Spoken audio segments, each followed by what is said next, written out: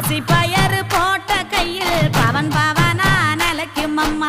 கட்டாம்பயறு போட்ட கையில் தரணி எல்லாம் கிடைக்கும் அம்மா. கட்டாம்பயறு போட்ட கையில் தரணி எல்லாம் கிடைக்கும் அம்மா. தானானே தானானே தானானே தானானே. பச்சைப்பயறு போட்ட கையில் ஒச்சி பிணி ஒழியும் அம்மா.